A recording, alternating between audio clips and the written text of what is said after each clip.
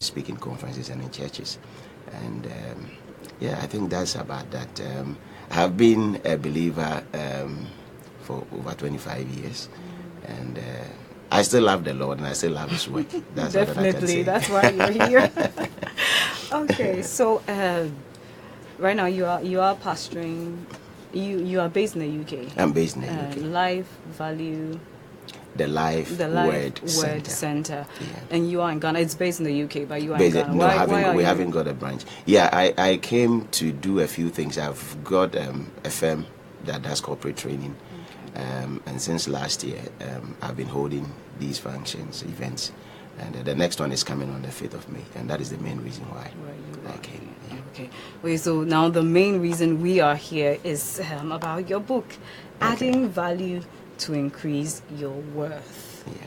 I mean, it's such a captivating title, but why this book? What went into this book? Why did you decide to write? You can, I mean, theology, business administration, anthropology. Why not any other thing but adding value to increase your worth? Yeah, I realized as a Christian, I think I was strongly influenced by some of the forebearers in Christianity who I believe blazed the trail for a lot of us.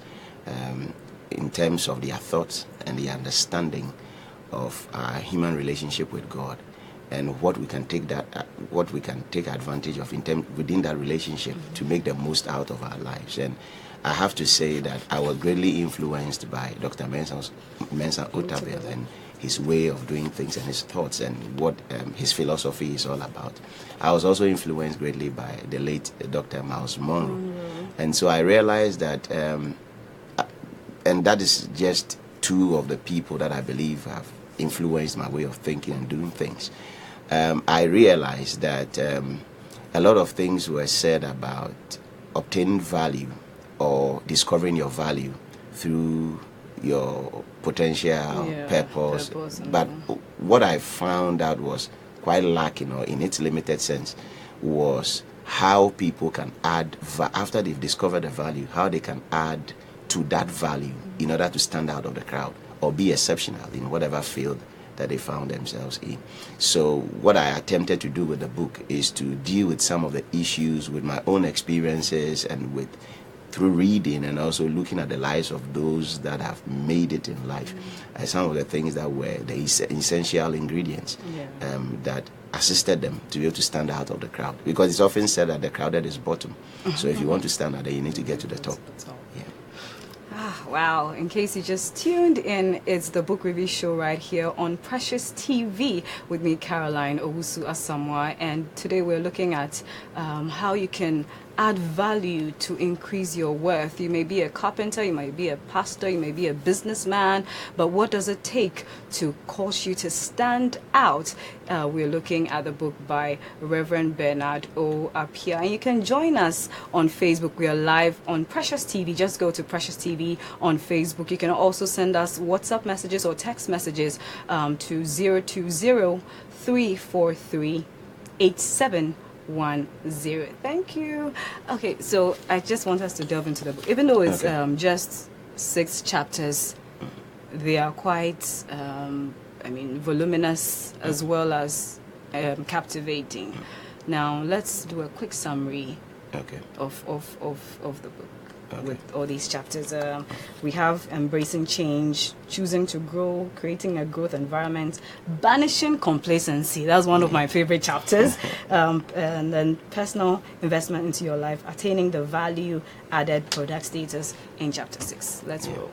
Well, the first chapter, as you said, has to do with giving yourself the opportunity to change with the changing times. I think that even as we sit here now, what I think is going on technologically around the world is this issue about AI, artificial intelligence. And I think that it's putting everyone on their toes, those that are in business, in technology, everywhere, because it's going to change the landscape of how business is done, how churches are run, and almost every aspect of life.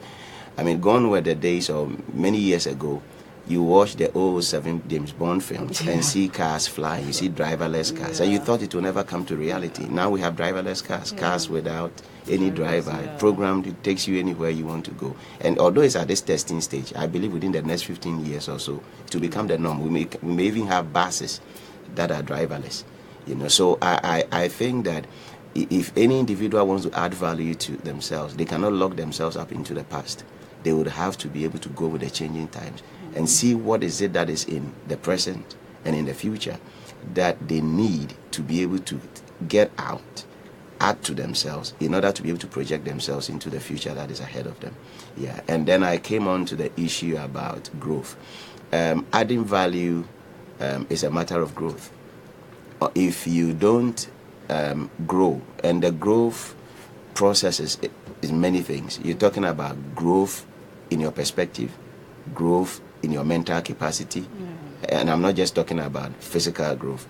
And I think the main area that I focused on was the mental capacity, growing your mental capacity.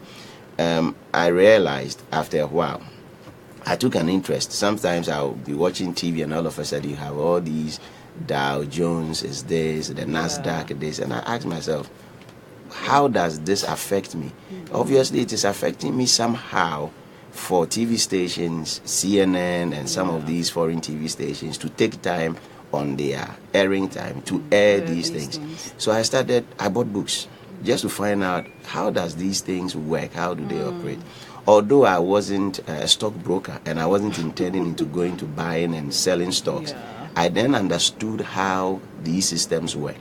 And so sometimes I could buy the Financial Times and then be reading the financial from the UK, to be specific, and then I get to understand the figures and the diagrams and the charts about what businesses are doing well, what businesses are not doing well, and so on and so forth. And I think that helped me to be able to understand a lot of things in my environment.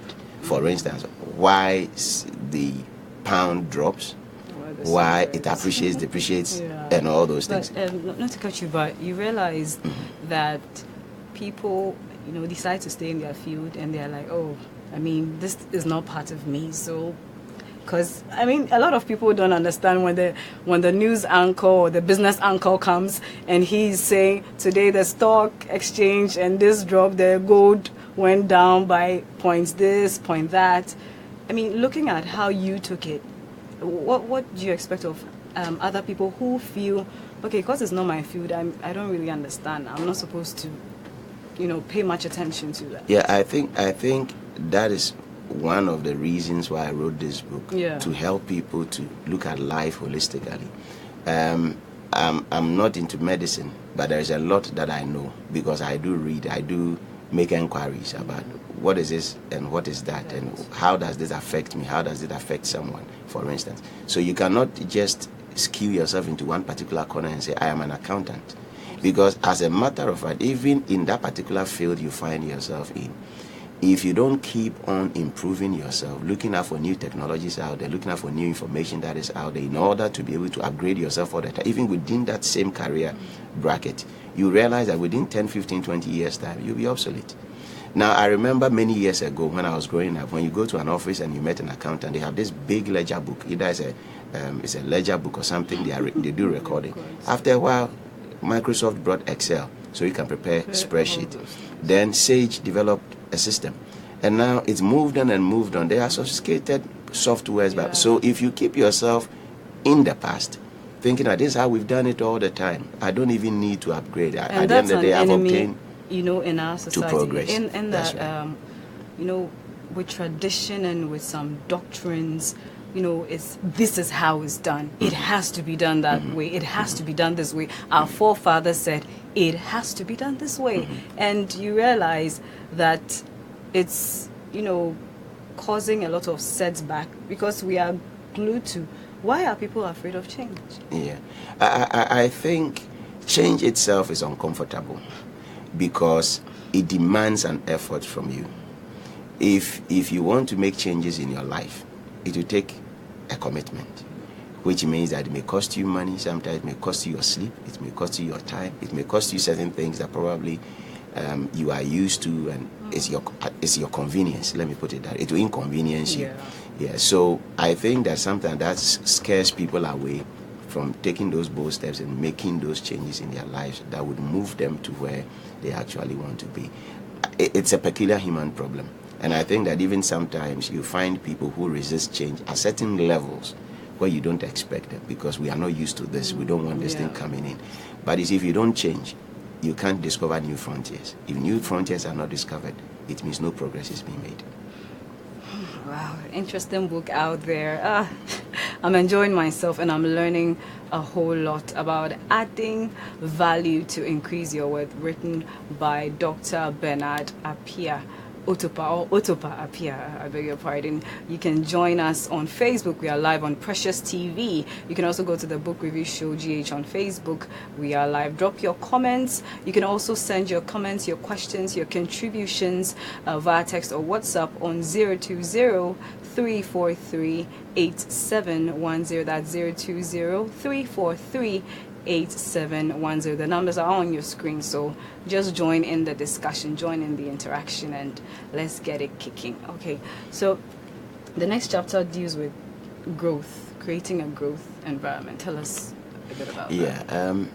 It's in two perspectives with regards to that. If you want to create a growth environment, it's either you move out of the environment in which you are, which you feel there are certain elements within it that stagnates your progress, or you could build within yourself systems that is able to ignore the happenings around you, or probably choose responses to the happenings around you in order for you to be able to still make progress, but still within that same environment. And I think that it's very important for every individual to make that choice to grow wherever you find yourself, because sometimes physically removing yourself from a particular environment may cost you much more than staying within that same environment, but creating systems around you that gives certain responses or neutralizes the negativity or the detrimental effects or the factors within that environment in order to help you to be able to advance forward. And there are so many ways of creating that sort of growth environment. It begins, first of all, internally, how you if you like, program your thinking, your mentality. So you could still live in a particular physical location that could be considered maybe a slum, and that is where you are at that moment because of social issues or maybe economic factors. But then your lifestyle and everything that you do will tell everyone else around you that this is not where you belong. And eventually that will become a reality in your life. And you would have to leave that place, because, you know, if you are in a place where people feel you are too different, you are not welcome. And so obviously that becomes a consequence of you trying as much as possible to create that kind of environment. And it's possible you may have people even follow you out, because you're going to inspire others who probably thought that they were, or they've been here for a long time and there was no hope for a better life or an alternative life for them. So eventually, as a consequence, you may leave and have others follow in your footsteps to also move into a better environment. Okay, now I forgot to ask, with respect to change, you talked about, a pregnant woman and how, certain changes occur, therefore she has to be careful or be wary of what she eats, how she sleeps, what she does at what time.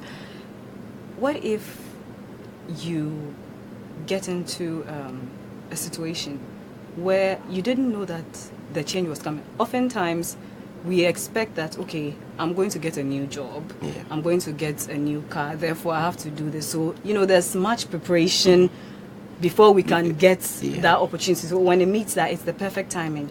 But what do you do when the change is rapid? It's like you just wake up and, hey, get up, you have to change everything. How do you deal with that? I think that every human being and every individual should always make adjustments for the unexpected. And I think that is the test of whether you have built yourself over time to be able to deal with life. Because it's not everything that you encounter in life that gives you makes an announcement that it's on its way to you. Something just hits you, and when it hits you, you have to rise up quickly on your feet and find a way out of the situation. So I think that actually defines your personality as the kind of person you are, what you want to be able to achieve in your life, and where you want to get to. Because sometimes, as I said with the illustration that you gave with regards to the pregnant woman, that is a gradual process of change.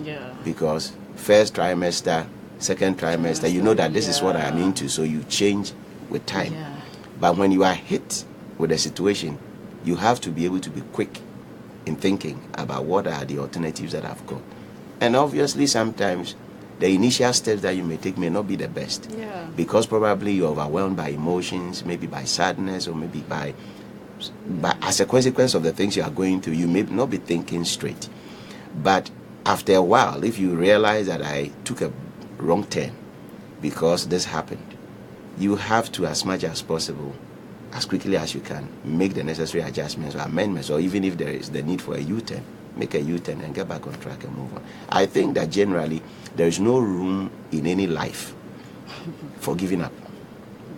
Really? You can't give up. I mean, giving up is like saying, I don't want to grow anymore. You know, what if you give up on a specific thing, but not, giving up entirely, or any form of giving up is not accepted? No, well, if you're giving up on something specific, I wouldn't say that is giving up. I would say that making yourself available for other options. Okay. So it's not necessarily giving up. Okay. If probably you're working in a place as an accountant or as a finance director, and you feel probably the conditions there are not helpful for your own development, looking into the future, and you decide to apply for another job in another company, by perspective, someone could say you've given up on your job here. Yeah. But I don't see it as giving up. I see it as making use of your ability to look at different options from different perspectives and choosing what you think that will help you to get to the destination you intend to get to. Yeah. Okay. Well, let me just get the viewers out there. In case you just tuned into your TV set, it's Precious TV, and the program is the Book Review Show right here. And we are looking at adding value to increase your worth. What are you doing with your life? In the past 5 years, have you been able to improve yourself? Are you still at that same point? Well, this book addresses all, and you can join us. We are live on Facebook. Don't forget, we are live on Facebook. Just go to Precious TV on Facebook and you get us there. Also, the Book Review Show. You can drop your messages on our social media handles, the Book Review Show GH, on Instagram, on Twitter, on Facebook. And you can also join us via text or WhatsApp on 020-343-8710. The number is on your screen. Okay, so I can say maybe I keep saying my favorite chapter is complacency. Yeah. Complacency, that word, as long as it is, it has detrimental effects. Yeah. Now, banishing complacency. How do you banish complacency in your life? Especially when, usually the complacent people are those who are, should I say, in quotes, have arrived. So they are, bound to be complacent and stay at that place. Yeah. Why do you have to banish it? How can you deal with it? Yeah, I think that complacency is a human problem, and more so a serious problem for people who want to see advancement in their lives. In the sense that when you talk about complacency, you are talking about a certain sense of self-satisfaction that makes the individual oblivious to potential dangers around. So I'll give an example. I earlier mentioned about artificial intelligence, where the world is headed towards now. So for instance, if you train in a particular, even in medicine, these days operations or surgeries are performed remotely, where surgeons sit on TV screens and they perform through keyhole looking on a screen. So people are not cut. So if, for instance, you had been a surgeon since 1960 and you still want to use the old method of going about your work, obviously no one is going to patronize your services anymore. Because even if you look at the process of medicine and the performing of operations and all that, in the early 20th century, for instance, medical doctors didn't perform surgeries and operations. There were barbers that did it. They felt that it was against their ethics of cutting people here and there, sewing up people's bodies and all that. Yeah. So they sit back and watch these barbers with their tools cut people's stomachs and stuff like that. But it has graduated over time into a system now where doctors sit on the screen. They watch the screen instead of looking into the bodies of the people and do what they are supposed to do. And they do it perfectly. You know, so it's important if you want to make progress to banish complacency, because if you feel that I have arrived, nothing else can happen to me that is detrimental to where I want to get to and what I want to accomplish, then there's a real problem. And that is different, let me say, from contentment. Yeah. Because when you talk about contentment, it's another form of self-satisfaction, but that is hooked on hope. What it means is that everything may not be okay with me, but I'm content with where I am because of the hope of a better future that I've got. So that also helps you in your attitude, in everything that you do, to get you to that particular place. Okay, I have a message here. It says, "Hi, good morning to you and your guest, Dr. Bernard. I'm Seth from Kumasi. Change is one difficult thing to adjust to. Please, doctor, is there any way to easily adjust to change?" That's from Seth. Well, I don't think so. I think that it depends on one's determination. If you believe that I am at point A, I need to get to point B, there are difficulties on the way. Yeah. And most of the time when it comes to issues of change, you can't actually tell what happens on the way to that particular point you want to be. So it's all a risk that you take. But it's a matter of determining that this is where I want to get to, no matter what, irrespective of the challenges that I may encounter on the way. I am prepared to get there and just work your way out to get to that particular point in your life. So I don't think anyone would say change is comfortable. It's not easy. There's It's no not, easy because way. I know that, for instance, sometimes God in his own way would want to move you from one place to the other, another. And probably because of the way you yourself see your life, see life in general and everything, you may never move until God allows something to just hit you so hard that you don't have a choice than to make certain decisions to change your life or change where you think you are in life to a better place. It may not be easy, but if you are determined, you will get there, and in the end, you have a story to tell to inspire others. Wow. So I hope Seth's question has been answered. There's no easy way. There's no easy way. I think there may not be an easy way, but there may be a more smarter way of doing it, so that it doesn't become more cumbersome to you. Am I right, Doctor? You are right. But I also think that at the end of the day, it's a matter of perspective. If something is cumbersome, but probably not entirely unbearable, it depends on who is experiencing what. Yeah. So the bottom line is, once you think that change has become necessary, it's a matter of telling yourself, this is what I want to be, this is what I want to do, this is what I want to accomplish, this is where I want to get to, and nothing is going to stop me. It's not as easy as we saying it, because these are different situations and circumstances and probably events that could arise. But it's a matter of telling yourself, nothing is stopping me. This is where I'm going, and I'm getting there with every cost of whatever I need to pay for. Okay. So let's look at going forward. Moving on in life, going on top, and with personal and investment, investing yourself. I realize when it comes to a culture, pride, contentment, humility, self-confidence, believing in yourself, what's the difference? Because you are trying to change. Let's say you've gotten a new role. Yeah. You are reading books, self-help books like your book, trying to get to the top. Maybe you are with friends, colleagues, and it's like, because you are working above somebody, you have to, adjust. Maybe the people are younger than you are. When you try to say, do this, do that, it's like, oh, you are younger than I am, so I'm not going to take instructions from you. How do you, differentiate between these I two? think once again, it's a matter of the perspective that people hold of you. Unfortunately, sometimes you can't control how people see things, because every one of us have their own worldview. So what someone would say is pride in another may not necessarily be pride. It may be self-confidence or assertiveness. So someone comes to a place and he's all over the place, he's confident, he's happy, and others, probably because they are not happy, think that the person is pride, he's looking down on us. But I think that pride in itself is comes about if you measure yourself unfavorably or put yourself on a higher pedestal in comparison to others. Then that is pride. When you look down on others, you feel others don't measure up to the same standard by which you operate or do things, or probably your own lifestyle. But there is the need for every one of us to be self-confident and be assertive. And that is just who you are. I am confident, I am self-assertive because this is what God has made me to be.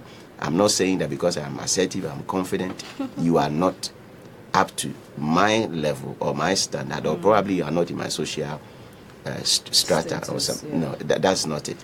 So I think that people should be able to make that distinction between what is pride and being assertive or self-confident.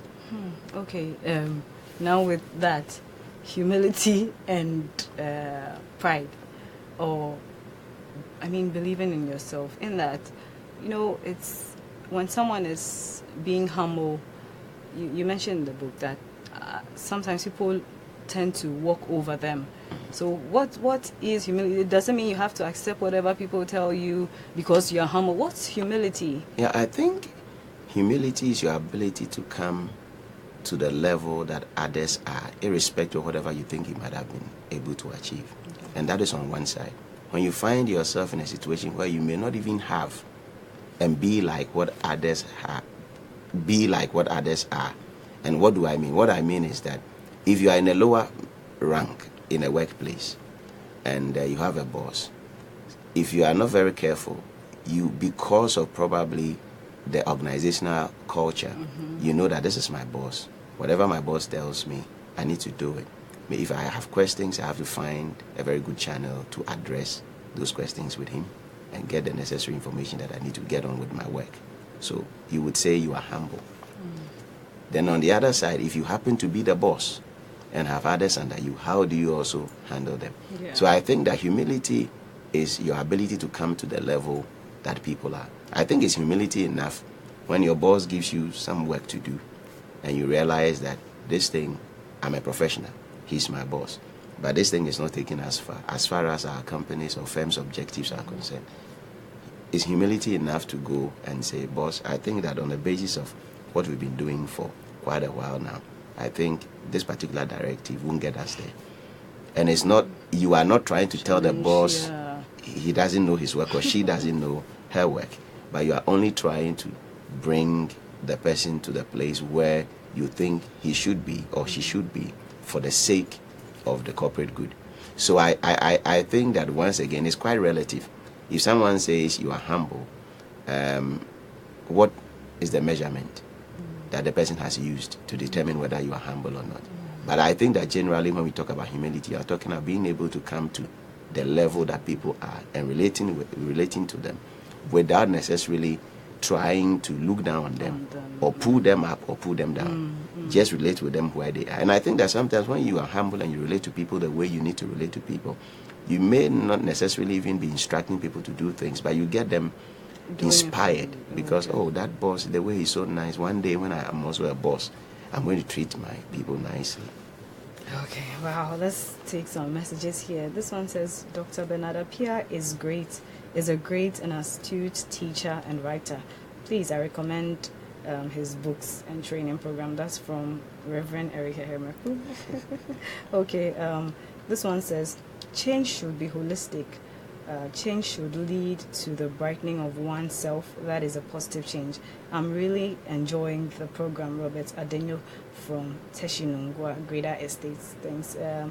This one too says, hi, good morning to you and your... Okay, I think I've read this already. He says, Seth also says, in adding value to your wealth, what is the most important thing to look up to or consider? Well, we're going for a quick break. We'll be right back. It's the book review show right here on Precious TV with me, Caroline Owusu-Asamoah, and we are looking at adding value to increase your worth by Reverend Dr. Bernard Appiah. Don't go anywhere. We'll be right back.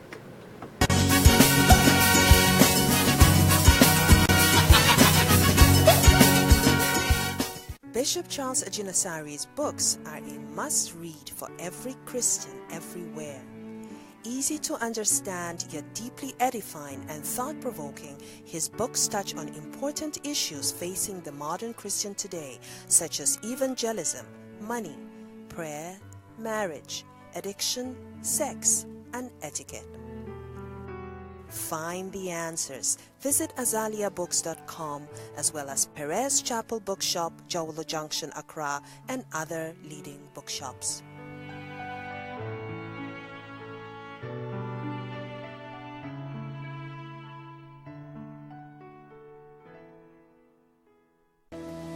A place of family, a place of worship, a place of praise, a place of power, a place of the unadulterated Word of God with Bishop Charles Ajin Asari. It doesn't matter whatever the bishop says. Whatever he says, I shall not be moved. I shall not be moved. I shall not be moved. So the word of God is coming and your heart is hard like a stone. No matter how your heart is today, I come with the hammer of the word of God. I break that heart and I say, may the word of God get entrance into your heart. Shout hallelujah, somebody. Join us at the Perez Dome this and every Sunday. First service at 6 a.m., second service at 8 a.m., and third service at 10 a.m. Perez Dome, where Jesus makes anybody somebody. Breakthrough service. This Tuesday, our breakthrough service will be a special one.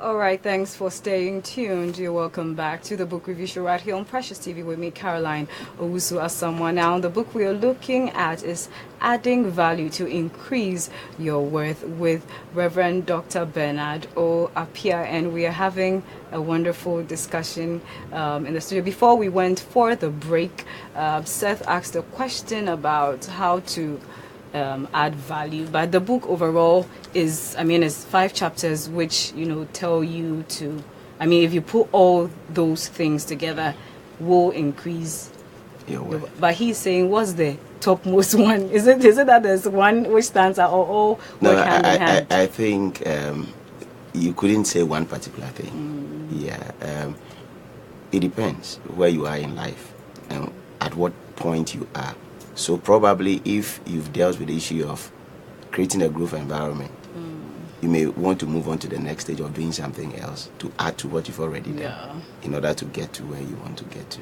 Yeah, so I wouldn't say there is one particular, important thing that you need to do. Yeah. Because, you realize people always want one thing, shortcuts. The one way. What's this best way? What's this easy way? But it's like it's a ring. Yeah, because life itself is complex. Yeah, it's life in itself is a system where there are so many things coming together to make your life what it is. As a matter of fact, as we sit here right now, the way I'm talking and everything, it's not just because of one particular thing. The kind of people I've met, the kind of people I've looked up to in the past, I still look up to. The kind of interactions that I've had, my own experiences. So all these things come together to make you who you are. So I don't believe that there is one particular thing any individual will do that will shoot them. But that will also depend. If someone says that, I did this thing and I succeeded, it is because probably so many things that have happened to him or in his or her life up to that point where he or she needed that particular one thing to move him or her to that particular. But I would say it's complex. It's a combination of a lot of things and factors to get you there. And now, while preparing the question, I was like, what should I ask? Because the book is so rich. You explain things, step by step. You give in-depth analysis. You give scenarios, allusions, and all. And I must congratulate you that this book is a wonderful book. Thank and you. viewers out there, you have to get a copy, as they say now. All right, so let's look into the last one, value added. What's the chapter again? Yeah, the last chapter, chapter 6. Yeah, I see Attaining love, the not value letting added people status, looking down on you. Just share a little bit. Yeah, I think that sometimes you could achieve so much in your life, but if you don't position yourself well, and let me say that achieving so much in your life is also relative. No one can determine whether I am successful. Whoa, please slow down. Yes. No one can Determine whether I'm successful or not. And I can't say you are successful or not. No, why? The reason is that every one of us is born with a purpose. Okay. Success is marked or measured against the purpose of which you are here on earth to fulfill. So, men could say I'm successful, and yet God is saying you are nowhere close to being successful because you haven't finished or you haven't accomplished your purpose yet. So, in as much as there could be some indicators that or measurements that people could use to say, oh, this person is making it or this person has made it, it doesn't necessarily reflect in the eyes of God whether you've made it or not. So for someone to say I'm successful, I think then the person is making his or her judgment against the purpose for which he or she believes he's been sent to the earth to fulfill. Oh, wait, please take your time. You know,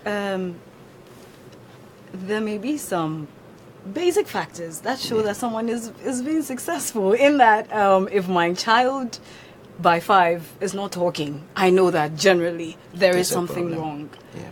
But I mean, this thing is a bit new for me. Yeah, I think there are generalities.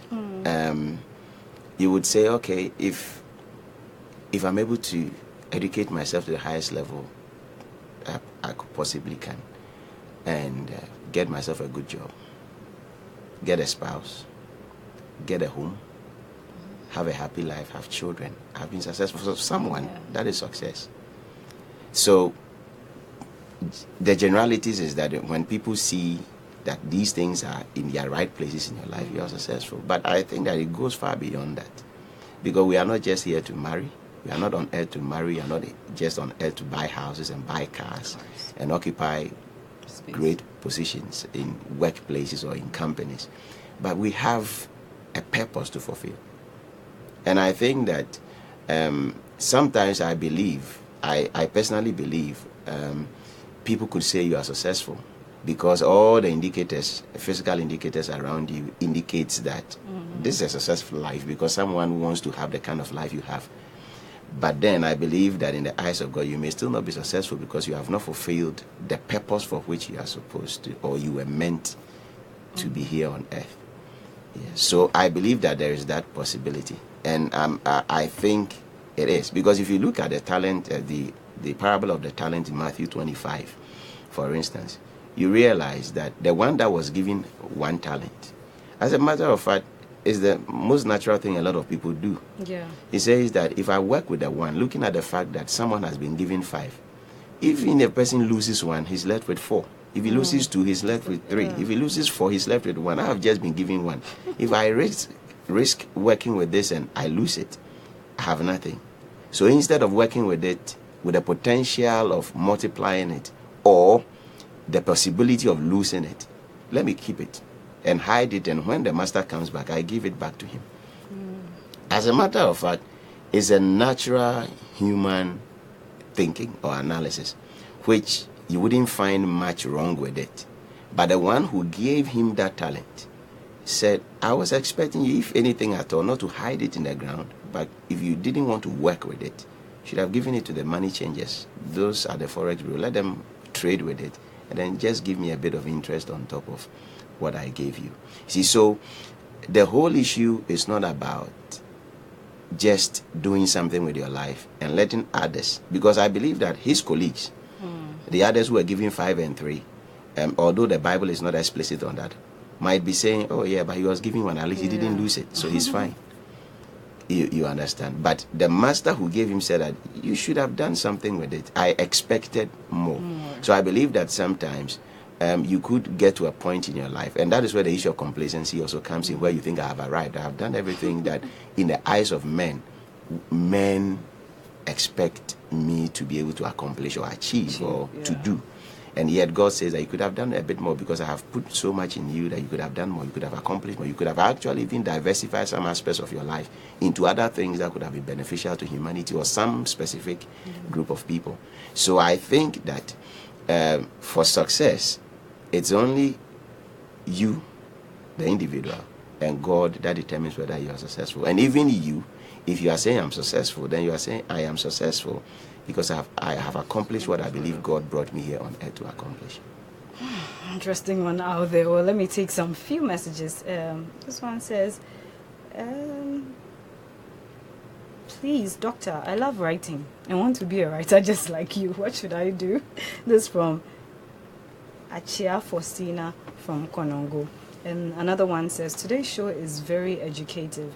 It's true we need to make certain changes in life at some point so we can add value, just as Reverend Bernard said. Harriet from Seshri. Okay.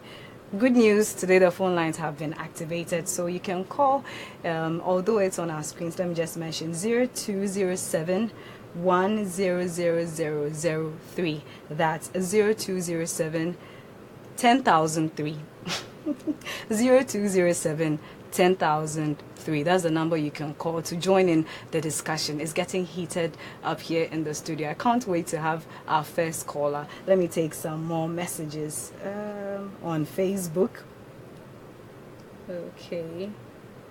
This one here says, great one out there, Caroline. Keep it up, from Colbertini. Angelo, I don't know if he's a footballer, but anyway, this one here also says, Dr. Bernard Appiah is a teacher for this season. Reach out for his books and your life will never be the same again. This one's from Patricia Edu. Awesome job. Keep it up. Emmanuel Enyo says, great interview. The purpose of one's life on earth aside a desire for earthly possessions. This one is from Forjo Kwarting William. He says, great man. Your messages are always a springboard for my life. I keep listening to your audio over and over. Nice one out there. Okay.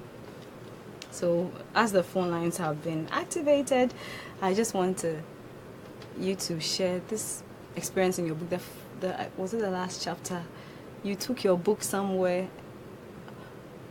Okay, please let's hold the fort. I have a caller from Brongahafu, Richmond. Richmond, good morning. Hello, Richmond. Good morning. Okay, Richmond. Hello, Yes, morning. Richmond. Good morning. We can hear you. Kindly make your suggestion. Oh, okay. There's a question that I want to ask you, Doctor. Okay, please go ahead and ask your question. Yesterday at a working place, a gentleman said, I would say somebody is having a good life. It means the person is, going for a party, having drinks and having all kinds of, that enjoyment. So I would like to doctor that is that kind of life a good one? Oh, okay. I hope you heard him. No, He's asking that yesterday someone at his workplace, I mean, that person always likes to enjoy. Is that good? If someone always wants to enjoy himself while working, always finding the trivialities. Well, I don't know what goes on or is going on in the mind of that person, but I think life must be lived purposely. If that adds up or brings the person to the fulfillment of his or her purpose, then so be it. But I doubt. The fact that he's sharing this concern means that he's concerned about the future of this particular individual. So I think that maybe without having further information, I would say no. I don't think it's the way to go. You can't banish altogether any form of enjoyment, whether you're a Christian or even if you are not a Christian. There's room to relax and have some time of leisure to relax your mind and all that. But I think that it becomes something that you get glued to and becomes a lifestyle all the time. obviously you're spending a lot of money and a whole lot of things. You only grow up a few years from now, only to realize that you haven't done well. So maybe my advice, without having a lot more information, the only advice would be for the person to slow down. Okay. Richmond, kindly tell your friend to slow down. I have Eugene from the Upper East region. Eugene, you're welcome to the Book Review Show. Hello, Eugene. Good morning. Hello, Caroline. Yes. Good morning. Okay, Eugene. I would like to know, I think that you want to change from one page to another. The thing is that whenever I want to change, something distracts you from even what you are saying. So I want to ask Doctor, what are the main things that we have to do for us to attain our purpose in life? Like, times I want to change from breaking from bad habits. But when the time goes on, it's just that you find yourself in the old things that you wanted to turn away from it. So that's what I want to ask. Okay, Doc. I hope you heard him. I heard him, and I think he's actually answered the question himself. Yeah, because if you find yourself having certain habits that you think are detrimental or going to be a hindrance to the fulfillment of your purpose, then obviously you have to take steps to be able to avoid that or detach yourself from them. Now, if you realize that you don't have the internal strength to deal with it, then you have to fall on external agencies to help you, whether to see a psychologist, whether to see your pastor or someone that you think you can be accountable to, who can help you to be able to detach yourself from that kind of habit. Yeah. Okay. So what I wanted to ask before the callers came in was, you shared your experience about how, sometimes we feel everybody likes us, we are good, but you wrote a book, you showed it to a pastor friend, or I don't know, and he looked at the book, passed it to his wife, the wife flipped through and threw it away. How? What happened? Why? I don't know why, and I can't tell what was going on her in her mind at the time, but that experience actually even encouraged me the more, because at that time in that room, what I thought was, okay, probably the husband hasn't written one yet, and I'm considered probably in a junior rank to the husband. So if this younger guy has written a book, then maybe what could probably be in this book. But I knew the content of the book was good. So then it was more or less, it served as the impetus for me to do other books and do it well. Yes. So it didn't really bother me. I was stunned by that experience at that particular point in time. But then I quickly rationalized and said, oh, well, there may be people out there, because prior to that, I launched the book probably 6 months before. It was a very good launch. I was having feedback from all over the place. People were enjoying it. So the only thing I could think of at that time was probably it was jealousy or envy or something. And I didn't allow that to get to me at all. Rather, probably it served as an impetus to do other books as well. Yeah. Okay. Well, amazing how time flies. But I just want you to give us where we can get the book. I mean, the details, just in case callers call to find out more about it. Yeah, probably before I just do that in a few minutes, what I want to tell people is that reading is very important. They should take reading seriously. I read anything, everywhere. Anything that I can find that I could read. If it's written in English language, then I'll read it. Because one thing that I find about reading is that you don't only learn vocabulary, but you go into the head of the individual to look at his thought processes and the framework with which he analyzes the world around him. And if you do that, what you have done is that you've added a value to your life, because you've been able to borrow the person's thought processes and the framework with which he analyzes the world around him. So I would encourage people not only to buy this book and read, but I believe there are many books out there that people could read that would add to them and add to the value that they believe they have in order to make them quite relevant, not only in this particular era or time they find themselves in, but into the future. This book is published by Ingram Spark. and they distribute to over 40,000 retailers across the globe. So if you go into the internet and type in the book, you will find all kinds of shops, both physical shops and online shops that sells them. But your best bet, I don't know here in Ghana, may be on Amazon. If people can find them, you can go on Amazon and it's there. How much does it go for? I think it's $9.99, $9.99. Okay. Yeah, I think so. Okay, all right. But a quick one before you give your final comments. How do you deal with envy? Yeah. How do you know someone envies you, and how do you deal with it? Well, I think you can only respond to envy with love. Because envy or jealousy comes about when people realize that you've got something they do not have but wish they had. So, oh, this one doesn't deserve to be this smart, doesn't deserve this position, doesn't deserve this house. I should be the one who has all these things, and yet it's the other person that has it. So in dealing with it, you can only respond with love, because it's an internal thing in the other person that you cannot control. You can only control it to an extent when you show the person love and let the person feel that in spite of whatever they may be thinking, they may be doing to you, you still love them anyway. Okay, please, we have our last caller. Opong, let's take Opong. You are our last caller for today. Good morning, Opong. Good morning. Hi. Hello, Opong. We can hear you. I'm really enjoying the program so much. Thank you. God bless you guys very much. God bless you too, Opong.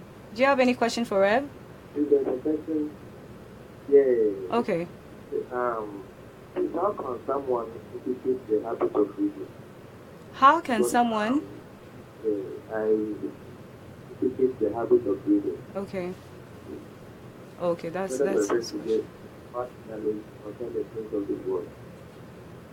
Opong, please, could you speak up? We can hardly hear you. Yeah. In the Bible, I heard both concerning that of knowledge, my ego will perish. Yeah, so in that case, I want to get the habit of reading. So how can I do that? Okay. All right, thank you, Opong. So, doctor, he's asking how one can cultivate the habit of reading. Yeah, I think with some people, the volume of the book scares them. So just begin by reading the newspapers. Very good columns in newspapers, or probably even your Bible. Just target probably a chapter. Read it before going to bed, or read it early in the morning. If there is any particular subject that interests you. But what I think has helped me over time is that I'm the curious type. I always want to know what is going on. So what I do is that sometimes I go onto the internet and then, okay, how do they perform this? How does this happen? And I'll just quickly type in, read. Sometimes a paragraph or two you add to your knowledge. I wouldn't say, you see, to cultivate the habit of reading is quite general, but do purposeful reading. Do reading that will add to you, reading that will help you to be able to advance your life. So I always tell people, for instance, it's not every material that I read. I read the ones that I believe would add to me and get me where I'm going. There are a lot of books out there that is good. Some people read it. I remember when we were younger in school, you find people with all kinds of big voluminous books by Daniel Steele and all that. And move about with it. But then my point was that what is it in the book that will add to me, apart from probably learning new English vocabularies and style of writing and all that? I want something that will help me to go into the mind of people, find out how they interpret the world around them, and how that impacts on my life as well. Okay. Thank you so much, Reverend, for coming. And I know that this book is really going to help a lot of people. Thank you so much. I can't imagine that time is all done. Thank you. All right. In case you just tuned in, unfortunately, the time is up. It's been the book review show right here on Precious TV with me, Caroline Owusu-Asamoah. We've looked at how to add value to increase your worth by Reverend Dr. Bernard Appiah. For sponsorship, for more details about the program, you can call 020 0234387110 or 0231151615. I'm sorry, the show will be repeated tomorrow between 2 p.m. and 3 p.m. right here on Precious TV. Thanks so much for tuning in. I'm Caroline Owusu Asamoah. Shout outs to my crew, producer, director, everybody who's made the show a success. God bless you. Tune in same time next week. It's bye from me.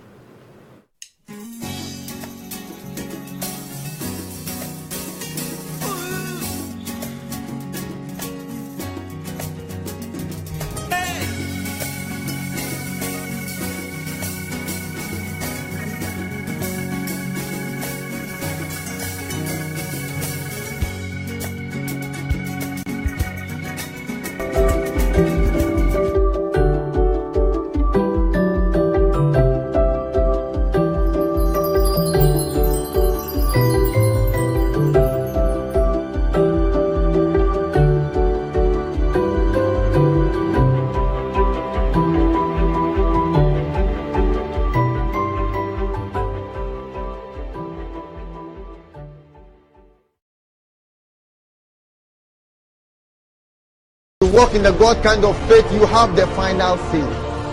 The Christian has the final say. I know you've been singing that song. Who has the final say? Jehovah has the final say. Can I shock you here? Jehovah does not have the final say. Why? Because the Christian is not operating under the name of Jehovah. The Christian is operating under the name of Jesus. That name has the final say. When we get born again, we are baptized into that name. Pastor Prince, word here.